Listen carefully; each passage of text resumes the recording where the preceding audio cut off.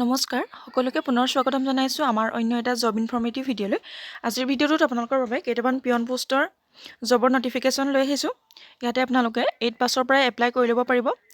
ইয়াতে আপোনালোকে কেনেধৰণৰ কোৱালিফিকেশ্যন লাগিব সেইটো গম পাইছে, আৰু আপোনালোকে কেনেধৰণৰ এজ লিমিট লাগিব আৰু কেনেধৰণে এপ্লাই কৰিব লাগিব সকলোখিনি ডিটেইলছ আমি ইয়াতে আলোচনা কৰিছোঁ। ভিডিঅ'টো শেষৰলৈকে চাই থাকক। সকলোৰে বাবে খুবেই এটা ভাল অপৰচুনিটি আহি পৰিছে। আপোনালোকে অসমৰ যিকোনো ঠাইৰ পৰা ইয়াতে এপ্লাই কৰিব পাৰিব। জানুৱাৰী 29 তাৰিখলৈকে আপোনালোকে ইয়াতে এপ্লাই কৰি থাকিব পাৰিব। বেছি দিন আপোনালোকৰ হাতত নাই, গতিকে ভিডিঅ'টো শেষৰলৈকে চাই থাকক আৰু আপোনালোকে সোনকালে এই পদকেইটাৰ পৰা এপ্লাই কৰক। পিয়নৰ পদ হয় আৰু আপোনালোকে 8 পাছৰ পৰা ইয়াতে এপ্লাই কৰি ল'ব পাৰিব। সকলোখিনি ডিটেইলছ আমি ভিডিঅ'টোত আলোচনা কৰিছোঁ। তেনেহ'লে আহক দেৰি নকৰি আমি ভিডিঅ'টো আৰম্ভ কৰোঁ।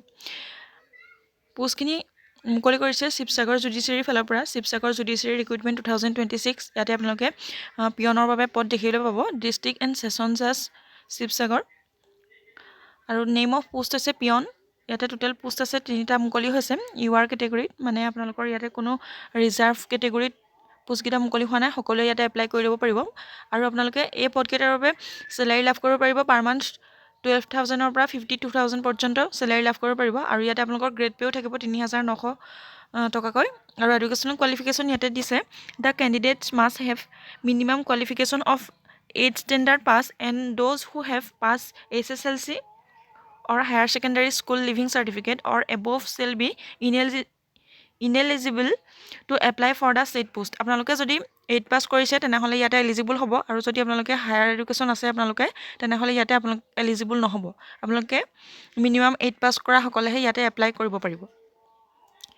ইয়াৰ পাছতে আপোনালোকৰ বিভিন্ন ধৰণৰ ক্ৰাইটেৰিয়াখিনি ইয়াতে দিয়া হৈছে। এলিজিবিলিটি, চিটিজেনশ্বিপ দিয়া হৈছে। আপোনালোকৰ মাষ্ট বি আপোনালোক ইণ্ডিয়ান চিটিজেন হ'ব লাগিব। আৰু ইয়াৰ পাছতে আপোনালোকৰ এজ লিমিটটো দিয়া হৈছে।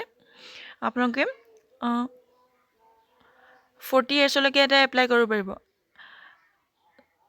যদি আপোনালোকৰ 40 ইয়াৰ্ছ হৈ গৈছে তেনেহ'লে আপোনালোক এলিজিবল নহ'ব। যিসকল 40 ইয়াৰ্ছৰ ভিতৰত আছে তেওঁলোকে ইয়াতে এপ্লাই কৰিব পাৰিব।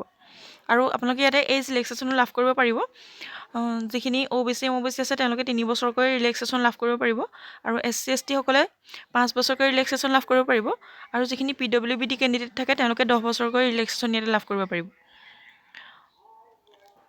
আৰু হাউ টু এপ্লাইৰ ক্ষেত্ৰত কোৱা হৈছে আপোনালোকে যিখন ষ্টেণ্ডাৰ্ড ফৰ্ম হয় সেইখন, যিহেতু অফলাইন যোগেৰে এইটো এপ্লাই কৰিব লাগিব, এখন ষ্টেণ্ডাৰ্ড ফৰ্ম থাকিব। সেই ফৰ্মখন আপোনালোকে ইয়াতে এটা এড্ৰেছ দিয়া থাকিব, তাতে আপোনালোকে ছাবমিট কৰিব লাগিব। এইটো ইয়াতে এড্ৰেছটো দিয়া হৈছে 2 ডিষ্ট্ৰিক্ট এণ্ড ছেছন জাজ শিৱসাগৰ পিন 785640। এইটো এড্ৰেছত আপোনালোকৰ এপ্লিকেশ্যন ফৰ্মখন আৰু আপোনালোকৰ ডকুমেণ্টছখিনি পঠাব লাগিব।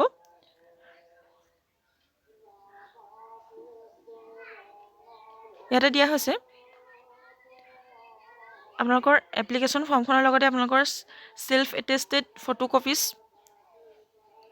আৰু এজ প্ৰুফ লাগিব, কাষ্ট চাৰ্টিফিকেট, এডুকেশ্যন চাৰ্টিফিকেট, এনেধৰণৰ আপোনালোকৰ ডকুমেণ্টছ ইয়াতে আপোনালোকে ছাবমিট কৰিব লাগিব।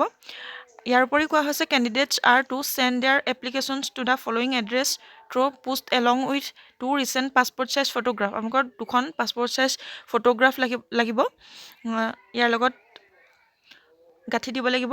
এইটো এড্ৰেছতে আপোনালোকে পঠালে আপোনালোকৰ এপ্লাই হৈ যাব। আৰু ইয়াতে কোৱা হৈছে the candidates May also' submit applications in the drop box place at the office of the district and session জাজ শিৱসাগৰ। আপোনালোকে ইয়াৰ উপৰিও office of the district and session জাজ শিৱসাগৰতো যিটো ড্ৰপ বক্স থাকে তাতো আপোনালোকে ইয়াতে ছাবমিট কৰিব পাৰে, নহ'লে বা আপোনালোকে ডাকযোগেও এইটো ছাবমিট কৰিব পাৰিব। আৰু important that's of Sivasagar judiciary vacancy 2026। আপোনালোকে এই ভেকেঞ্চিটোৰ বাবে ইম্পৰ্টেণ্ট ডেটছৰ কথা কোৱা হৈছে। ষ্টাৰ্টিং ডেট হৈছে 12 জানুৱাৰী 2026, 12 জানুৱাৰীৰ পৰা এপ্লাই ষ্টাৰ্ট হৈ আছে। আৰু লাষ্ট ডেট হৈছে 29 জানুৱাৰী 2026। আপোনালোকে 29 জানুৱাৰীৰ আগত ইয়াৰ বাবে এপ্লাই কৰিব পাৰিব। যদি এলিজিবল আৰু ইণ্টাৰেষ্টেড হয় সকলোৱে এই এড্ৰেছটোতে এপ্লাই কৰিব পাৰিব, ফৰ্মখন ছাবমিট কৰিব পাৰিব। ইমানখিনি আছিলে ডিটেইলছ। যদি অধিক তথ্য জানিব বিচাৰে তেনেহ'লে এটা কমেণ্ট কৰিবলৈ নাপাহৰিব। আৰু যিসকলে আমাৰ চেনেলটোলৈ প্ৰথমবাৰৰ বাবে ভিজিট কৰিছে তেওঁলোকে চেনেলটো ছাবস্ক্ৰাইব কৰি কাষতে থকা বেল আইকনটো প্ৰেছ কৰি ৰাখিব। এনেধৰণৰ জব ইনফৰ্মেটিভ ভিডিঅ'সমূহৰ নটিফিকেশ্যন প্ৰতিদিনে লাভ কৰিবলৈ ভিডিঅ'টো শেষৰলৈকে চাই থকাৰ বাবে বহুত বহুত ধন্যবাদ।